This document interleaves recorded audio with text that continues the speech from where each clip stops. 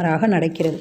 எனக்கும் இந்த மாதிரி ஒரு எக்ஸ்பீரியன்ஸ் இருக்குது. என்ன அப்படின்னா, மேக்ஸ் எக்ஸாம் அப்போது 10th பப்ளிக் எக்ஸாம் அப்போது ஒரு தியரி ஒரு கொஷின் ஆன்சருக்கு வந்து நான் வந்து ஃபஸ்ட்டு வேறு ஒரு ஆன்சர் எழுதிட்டேன். எழுதுனதுக்கப்புறம் இல்லை அப்படியா இப்படியான்னு ஒரு கன்ஃபியூஸ். மறுபடியும் அதை எரேஸ் பண்ணிட்டு வேறு ஒரு ஆன்சர் எழுதிட்டேன். எழுதி முடிச்சுட்டு எகெயின் நான் அதை ஆன்சர் ஷீட்டெல்லாம் கொடுத்துட்டு வெளியில் வந்துட்டு கொஷின் பேப்பரை பார்க்குறேன். அதுக்கப்புறம் தான் ஐயோ இது இல்லை, நம்ம ஃபஸ்ட் எழுதுனது தான், இதுதான் ஆன்சர் அப்படின்னும் போது கரெக்டாக அந்த இது வந்து எனக்கு மார்க் வந்து மைனஸ் ஆனதே வந்து அதனால தான். ஸோ நம்ம பரபரப்பாக இருக்கும்போது நம்ம மைண்டு வந்து ஒரு நிலையில் இல்லாத போது அந்த மாதிரியான சுச்சுவேஷன் நம்ம எல்லாருமே ஃபேஸ் பண்ணியிருப்போம் இல்லையா? ஆனால் இது எல்லாமே வந்து நம்ம நடைமுறை வாழ்க்கையில் கொண்டு வரணும் அப்படின்னு நினச்சி நம்ம செய்யும்போது அதற்கான முயற்சிகள் வந்து நிறைய தேவைப்படுது.